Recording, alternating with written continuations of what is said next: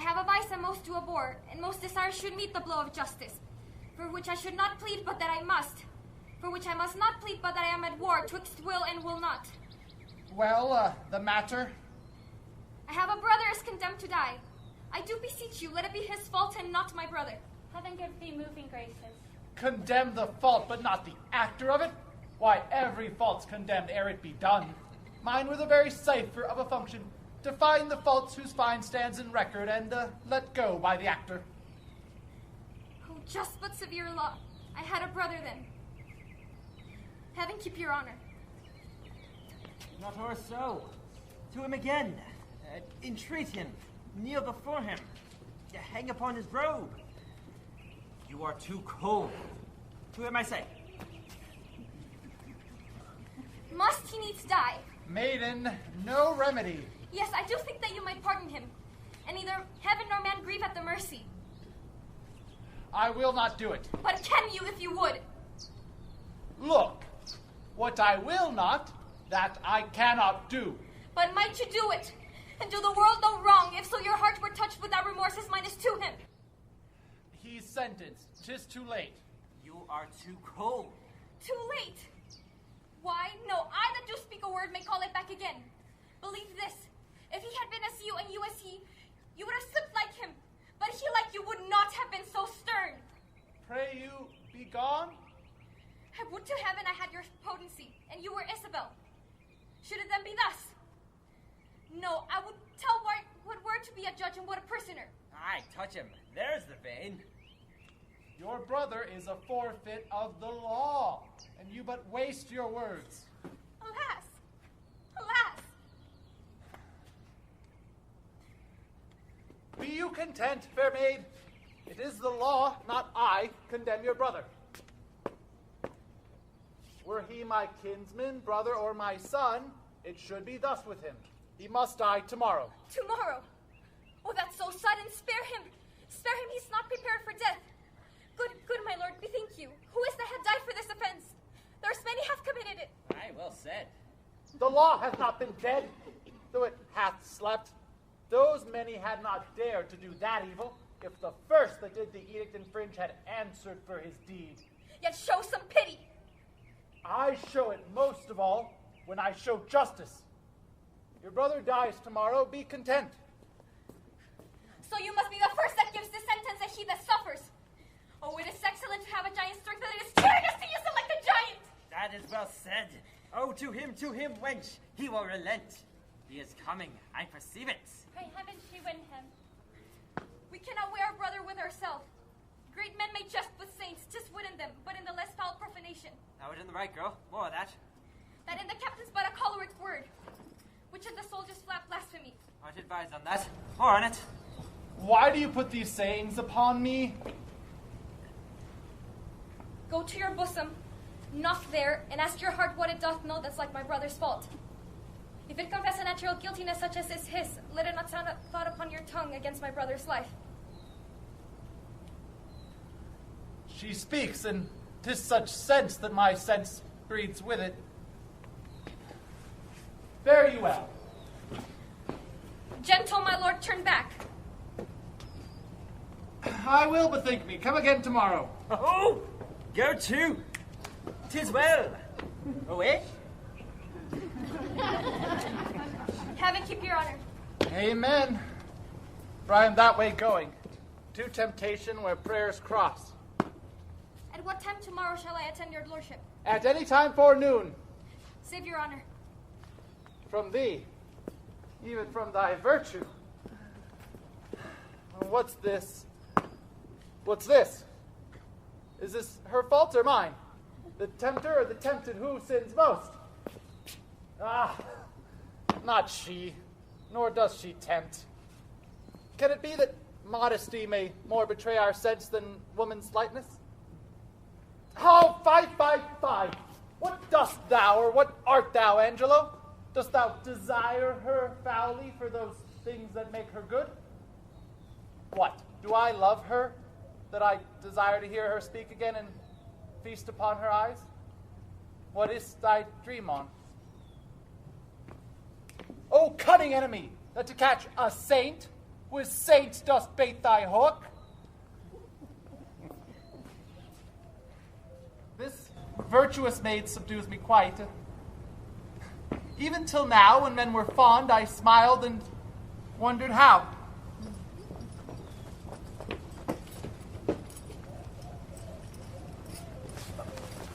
Help you, Provost, so I think you are. I'm the provost. What's your will, good friar?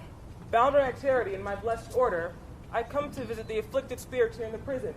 Do me the common right to let me see them, and to make me know the nature of their crimes, that I may minister to them accordingly. I would do more than that, if more were needful. Look, here comes one now, a gentlewoman of mine, who, having fallen in the flaws of her own youth, has blistered her report. She's a child, and he that got it sentenced. A young man more fit to do another such offense than die for this. When must he die? As I do think, tomorrow. I provided for you. Stay a while, and you'll be conducted. Repent you, fair one, of the sin you carry. Yes, and bear the shame most patiently. Love you the man that wronged you? I do, as I love the woman that wronged him. So then it seems your most offenseful act was mutually committed. Mutually. Then was your sin of heavier kind than his? I do confess it and repent it, Father. 'Tis meet so, daughter, but lest you do repent, as the sin that hath brought you to do this shame, which sorrow is always toward ourselves, not heaven, showing we would spare heaven as we love it. I do confess it and repent it, Father, and bear the shame most patiently and with joy. There rest. Your partner, as I hear, must die tomorrow. I'm going to him with instructions. Grace go with you. Benedicite.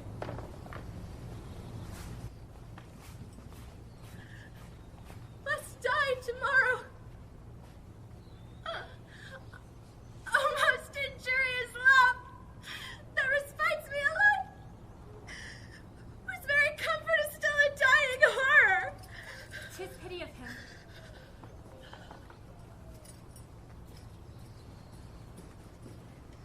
When I would pray and think, I think and pray to several subjects.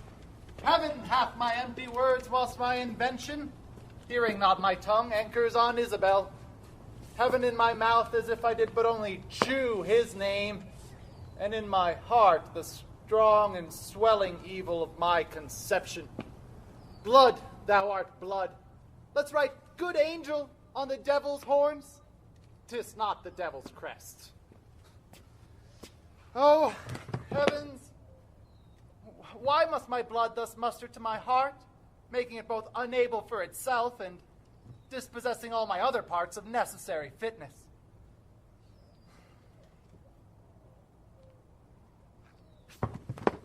How now, fair maid? I am come to know your pleasure. That you might know it would much better please me than to demand what 'tis. Your brother cannot live. Even so, heaven keep your honor. Yet may he live a while, and it may be as long as you or I, yet he must die. Undo your sentence. Yea? When, I beseech you, then his reprieve longer or shorter, he may be so fitted that his soul sicken not. I shall pose you quickly. Which had you rather, that the most just law now took your brother's life, or to redeem him give up your body to such sweet uncleanness as she that he hath stained? Sir, believe this, I had rather give my body than my soul. I talk not of your soul. Our compelled sins stand more for number than for account. How say you? Nay, I'll not warrant that, for I can speak against the thing I say. Answer to this. I, now the voice of the recorded law, pronounce a sentence on your brother's life. Might there not be a charity in sin to save this brother's life? Please you to do it. I'll take it as a peril to my soul. It's no sin at all, but charity. Pleased you to do it at peril of your soul, were equal poise of sin and charity. That I do beg his life, if it be sin. Heaven let me bear it. Nay, but hear me. Your sense pursues not mine. Either you're ignorant or seem so craftily, and that's not good. Let me be ignorant, and in nothing good, but graciously to know I am no better. Thus wisdom wishes to appear most bright when it doth tax itself. as these black masks proclaim an end-shield beauty 10 times louder than beauty could displayed. But mark me, to be received plain, I'll speak more gross. Your brother is to die. So, And his offense is so, as it appears, accounted to the law upon that pain. true. Admit no other way to save his life, as I subscribe not that nor any other, but in the loss of question, that you, his sister, finding yourself desired of such a person whose credit with the law or own great place, could fetch your brother from the manacles of the all-building law, and that there were no earthly mean to save him, but that either you must lay down the treasures of your body to this supposed, or else to let him suffer, what would you do? As much for my poor brother as myself, that is, were I under the terms of death. The impression of keen whips I'd wear as rubies and strip myself to death, than as to a bed that long have been sick for, ere I yield my body up to shame. Then must your brother die. And 'twere the cheaper way. Better were a brother died at once than that a sister, by redeeming him, should die forever. Were not you, then, as cruel as the sentence that you have slandered so? Pardon me, my lord. It often falls out. To have what we would have, we speak not what we mean. I somewhat do make excuses for the thing I hate, for his advantage that I dearly love. We are all frail. Else let my brother die. If not an accomplice, but only he owe and succeed thy weakness. Nay, women are frail too. Women, help heaven, mend their creation mar and profiting by them. And they call us 10 times frail for worse off as our complexions are, incredulous to false prints. Be that you are, that is, a woman. If you be more, you're none. If you be none, as you are well expressed by all external warrants, show it now by putting on the destined livery. I have no tongue but one. Gentle, my lord, turn back. Plainly conceive. I love you. My brother did love Julian, and you tell me that he shall die for it. He shall not, Isabel, if you give me love. I will proclaim the Angelo. Look for it. Sign your present pardon for my brother, or with an outstretched throne, I'll tell the world that what man thou art. Who will believe thee, Isabel? My unsoiled name, the austereness of my life, my vouch against you and my place in the state will so your accusation overweigh that you shall stifle in your own reported smell of slander. I have begun, and now I give my sensual race the rein. Fit thy consent to my sharp appetites. Lay by all niceties and prolixious blushes that banish what they sue for. Redeem thy brother by yielding up thy body to my will. Or else he must not only die the death, but thy unkindness shall his death draw out to lingering sufferance. Answer me tomorrow, or by the affection that now guides me most, I'll prove a tyrant to him. As for you, say what you can. My false overweighs your true.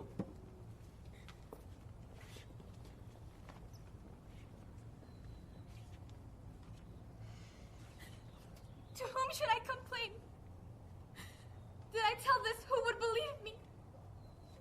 Oh, perilous mouths that can only tell truths of either blame and approval, asking the law to go along with their desires, attaching both good and bad to the longing, to follow as it draws. All to my brother. Though he hath fallen by prompture of the blood, yet hath he in him such a mind of honor, that had he 20 heads to tender down, on 20 bloody blocks he'd yield them up, before his sister should her body stoop to such abhorred pollution. Then Isabel live chaste, and brother die. More than our brother is her chastity. I'll tell him yet of Angelo's request, and fit his mind to death for his soul's rest.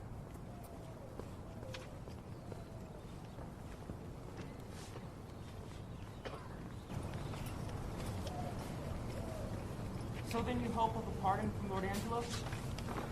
The miserable have no other medicine but only hope. I'm hope to live, and I'm prepared to die. Be absolute for death. Either death or life shall thereby be the sweeter. Reason thus with life.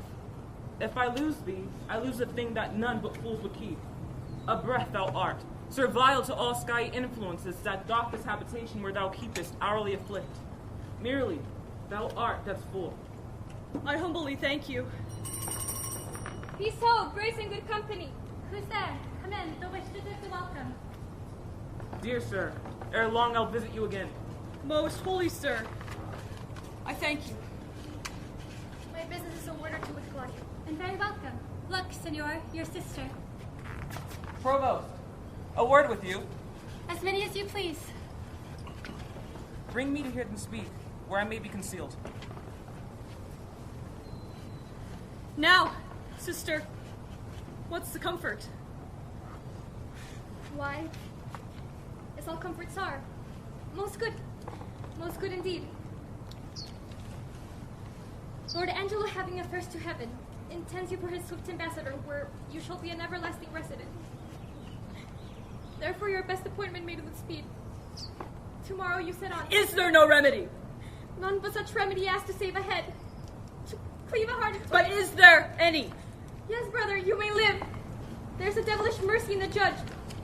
If you'll implore it, that will free your life but fetter you till death. Perpetual durance? I just perpetual durance. But in what nature? In such one as you consenting to it. Would bark your honor from the trunk you bear and leave you naked. Let me know the point. Why do fear thee, Claudio, when I quake with fright that you might cherish your feverous life? In 6 or 7 winters more respect than a perpetual honor. Darest thou die? Why give you me this shame? Think you I can resolution fed from flowery tenderness?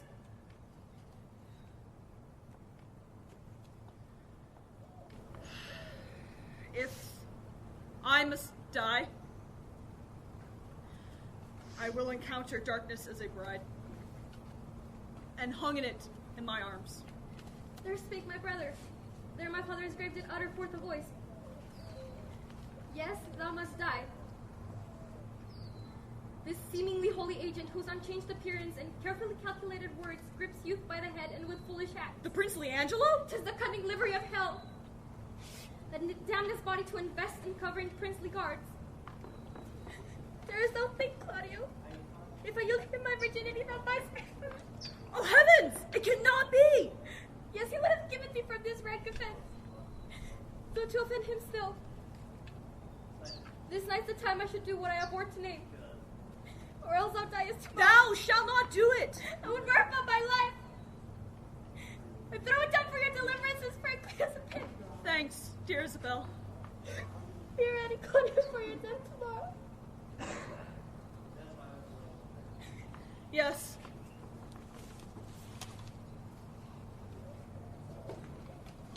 Has he affections in him that thus can make him bite the law by the nose when he would force it? Sure, 'tis no sin. Or of the deadly 7, it 'tis the least. Which is the least? If he were damnable, he being so wise, why would he for the momentary trick be perturbably fine? Oh, Isabel. What says my Well, brother? death is a fearful thing. And shame life a hateful. Aye, but to die, to go we know not where, to lie in the cold obstruction and to rot. The weariest and most loathed worldly life that age, ache, penury of imprisonment can lay on nature is a paradise to what we fear of death. Sweet sister, let me live! What sin do you do to save your brother's life? Nature dispenses with a deed so far it becomes a virtue. Oh, you beast! Oh, you faithless coward! Oh, dishonest wretch! Will thou be made a man out of thy vice? 'Tis not a kind of business to take life from thine own sister's shame. What should I think? No word to say. Yeah, hear me, Isabel. Fine, fine, fine! Thy sins on accidental but a train. Mercy to me would prove itself a bond. 'Tis best I slay. No, hear me, Isabella, please! Hear me! Vouchsafe a word, young sister. But one word. What is your will? Might you dispense by your own leisure, I would by and by have some speech with you. The satisfaction I require is likewise your own benefit. I have no superfluous leisure. My stay must be stolen from other affairs. But I will attend you a while.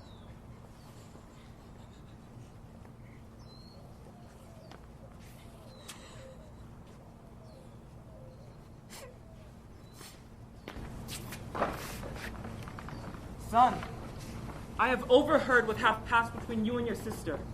Angelo had never the purpose to corrupt her. He only made an essay of her virtue, to practice his laws with the disposition of natures. She, having the truth of honor in her, made him that gracious denial which he is most glad to receive. Tomorrow you must die. Go to your knees and make ready. Let me ask my sister's pardon. I am so out of love with life that I will sue to be rid of it. Hold you there. Farewell. Provost, a word with you. What's your will, good father? That now you are come, you will be gone. Leave me a while with the maid. My mind promises with my habit no loss shall touch her by my company. In good time.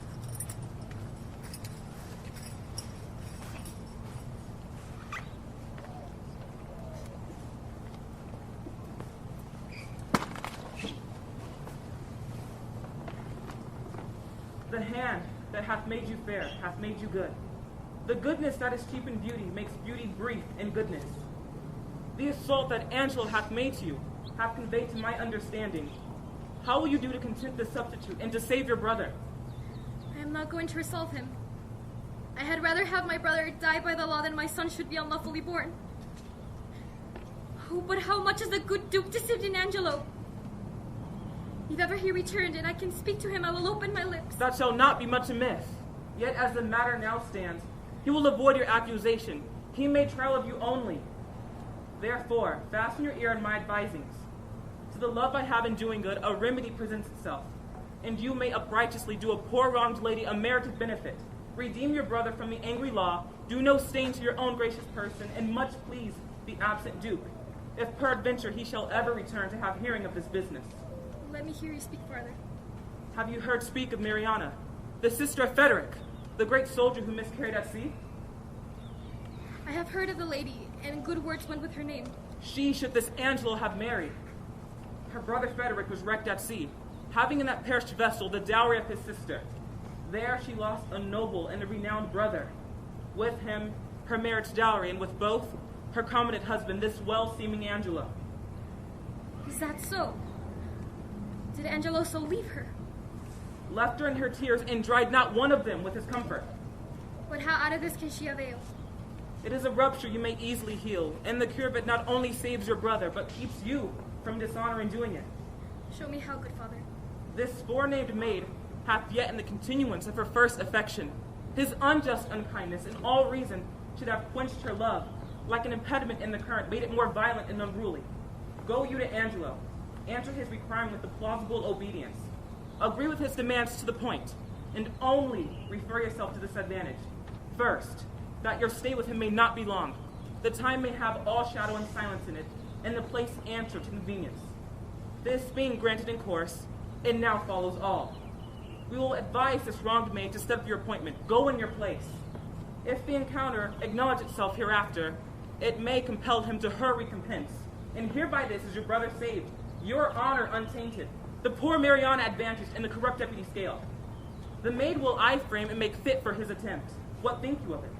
Oh, the image of it gives me content already, and I trust that it'll grow to a most prosperous perfection. It lies much in your holding up. Haste you speedily to Angelo. If for this night he entreat you to his bed, give him promise of satisfaction. I will presently to St. Luke's. There at the moated grange resides this dejected Mariana. At that place call upon me and dispatch with Angelo, that it may be quickly. I thank you for this comfort. Fare you well, good father. Oh, what news, Friar, of the Duke? I know none. Can you tell me of any? Well, some say he is with the Emperor of Russia. Others some he is in Rome. But where is he, think you? I know not where, but wheresoever I wish him well. 'Twas a mad, fantastical trick of him, to steal from the state and usurp the beggary he was never born into. Lord Angelo dukes it well in his absence. He puts transgression to it. He does well in it. A little more lenity to lechery would do no harm in him. There's something too crabbed that way, Friar. It is too general a vice, and severity must cure it. Ah, yes. The vice is of a great kindred. It is well allied, but it is impossible to extirp it quite, Friar, till eating and drinking be put down. They say this Lord Angelo was not made by man and woman after this downright way of creation. Is it true, think you? How should he be made then? Some report a sea maid spawned him. Some, he was begot between two stockfishes. But it is certain that when he makes water his urine is congealed ice. That I know to be true. You are pleasant, sir. Now speak apace. Why, what a ruthless thing it is in him, for the rebellion of a codpiece to take away the life of a man. Would the Duke that is now absent have done this? He would have hanged a man for getting 100 bastards, and would have paid for the nursing 1,000. He had some feeling of the sport. He knew the service, and that instructed him to mercy. I never heard the absent Duke much detected for women. Oh, sir, you are deceived. 'Tis not possible. Oh, who? Not the Duke? Well, yes, the Duke had crotchets in him. He would be drunk, too, that let me inform you. You do him wrong, surely. Sir, I was an inward of his. A shy fellow was the Duke, and I believe I know the cause of his withdrawing. What I prithee might be the cause. Your pardon. 'Tis a secret must be locked within the teeth and lips. But this I can let you understand. The greater file of the subject held the Duke to be wise. Wise? Why, no question, but he was. A very superfluous, ignorant, unweighing fellow. Sir, this is either the envy in you, folly, or mistaking. Sir, I know him and I love him. Love talks with better knowledge, and knowledge with dearer love. Come, sir, I know what I know. I can hardly believe that when you know not what you speak. But if ever the Duke return, I am bound to call upon you, and I pray you your name. Sir, my name is Lucio, well known to the Duke. He shall know you better, sir, if I may live to report you. I fear you not. No more of this. Canst thou tell if Claudio to die tomorrow or no? Why should he die, sir?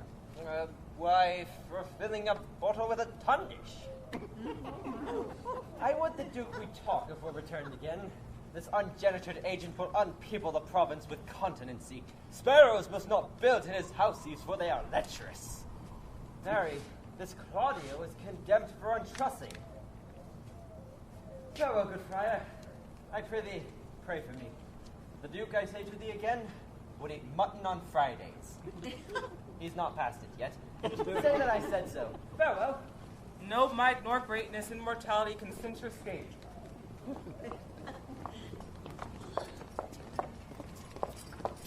Go, away with her to prison. Good, my lord, good to me. Thou art accounted for a merciful woman. Good, my lord. Double and treble admonition, and still forfeit in the same kind.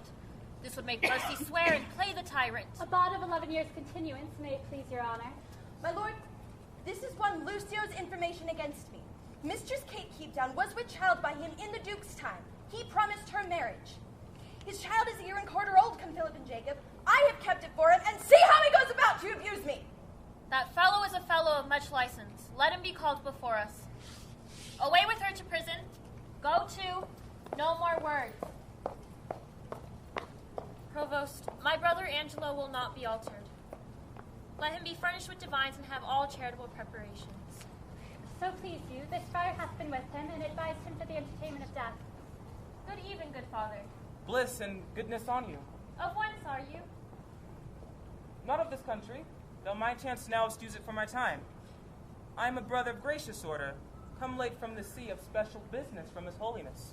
What news abroad in the world? None, but yet there is ever so great a fever on goodness that the dissolution of it must cure it. Yet the news is old enough. It is every day's news. And I pray you, madam, of what disposition was the Duke? One that, above all other strifes, contended especially to know himself. What pleasure was he given to? Rather rejoicing to see another marry than marry at anything which professed to make him rejoice. A gentleman of all temperance.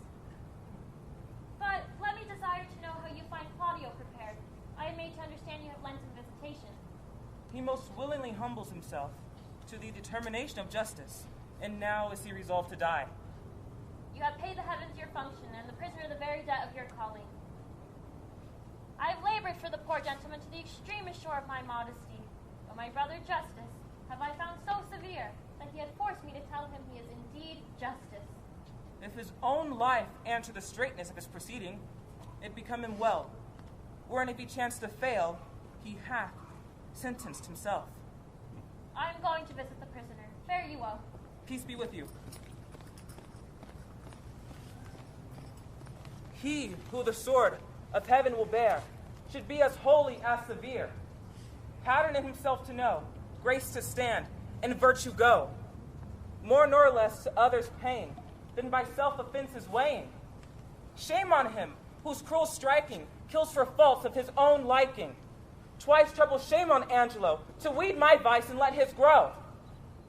Oh, what may man within him hide, though angel on the outward side?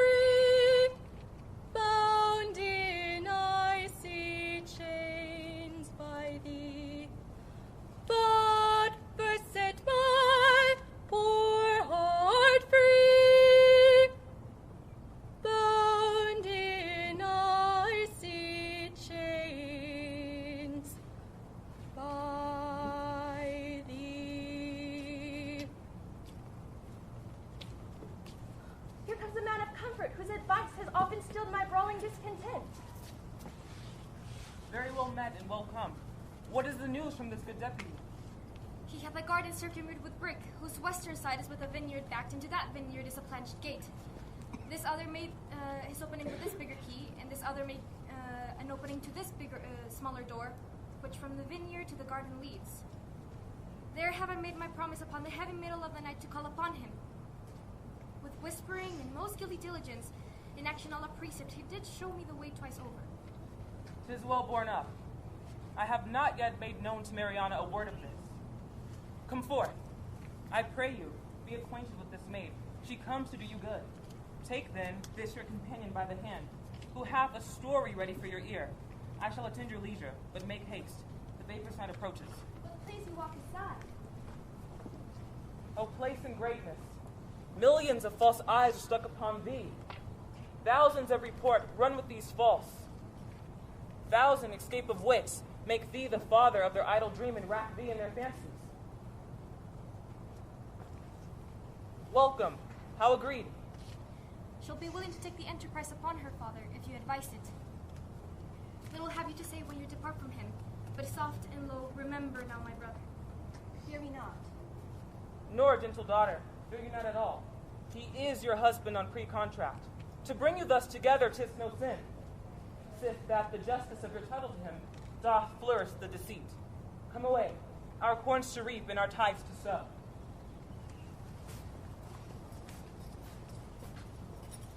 What ho? A parson? Where's the parson? There. Oh, sir, you cold? Tomorrow morning are to die Claudio and Barnardine. Yes. You, Sierra, provide your axe and block tomorrow 4 o'clock. Call hither Barnardine and Claudio. The one has my pity. Not a jot the other, being a murderer, though he were my brother. Come here, pretty boy. Here you go. There you go, please. Here's the warrant, Claudio, for thy death. 'Tis now done midnight, and by 8 of the clock tomorrow thou must be made immortal. Where's Barnardine? He's fast locked up in sleep as guiltless labor, and lies starkly in traveler's bones. He will not wake. Who can do good on him? Well, go, prepare yourself. But hark, what noise? Heaven give your spirits comfort. I hope it is some pardon or reprieve for the most gentle Claudio. Welcome, Father. The best and wholesomest spirits of the night envelop you, good provost. Who called here of late? None, since the curfew's rung. Not Isabel? No. They will then, ere it be long. What comfort is for Claudio? There's some in hope. It is a bitter deputy. Not so, not so. His life is paralleled, even with the line and stroke of his great justice. Now are they come. This is a gentle provost, seldom, when still jailer is the friend of men. How now? What noise? The spirit's possessed with haste that wounds the unsisting postman with these strokes. There he must stay until an officer arrives to let him in. He's called up. Have you no countermand for Claudio yet, but he must die tomorrow? None, sir, none. As near the dawning, provost, as it is, you shall hear more ere morning. Happily you something know, yet I believe there comes no countermand. No such example have we. Besides, under the very siege of justice, Lord Angelo hath to the public ear professed the contrary. Here's his lordship's man. And here comes Claudio's pardon. My lord, that sent you this note, and by me further charge, that you swore not from the smallest article of it, neither in time, matter, or circumstance. Good morning, for as I take it, it is almost day. I shall obey him. This is his pardon, purchased from such sin for which the pardon himself is in. Now, sir, what news? I told you. Lord Angelo belike remiss thinking me in mine office, and awakens me with this unwonting putting on. Methinks strangely, for he hath not used it before. Pray you, let's hear it. Whatsoever you may hear to the contrary, let Claudio be executed by 4 of the clock, and in the afternoon Barnardine. For my better satisfaction, let his head be sent to me by 5 o'clock. Thus fail not to do your office, for you will answer it at your peril. What say you to this? What is that Barnardine to be executed in the afternoon? A Bohemian born, but here nursed unbred. A prisoner that's 9 years old. How came it that the absent duke had not either delivered him to his liberty or executed him? I have heard it was ever his manner to do so. His friends still wrought reprieves for him. Hath he borne himself penitently in prison? How seems he to be touched? A man that apprehends death no more dreadfully than in a drunken sleep. Careless, reckless, and fearless of what's past, present, or to come. Insensible of mortality, and desperately mortal. He wants advice. He'll hear none. He hath evermore had the liberty of the prison. Give him escape to leave hence, he would not. Drunk many times a day, if not many days entirely drunk, we have often awakened him as if to carry him off to execution, and showed him a seeming ward for it. It hath not moved him at all.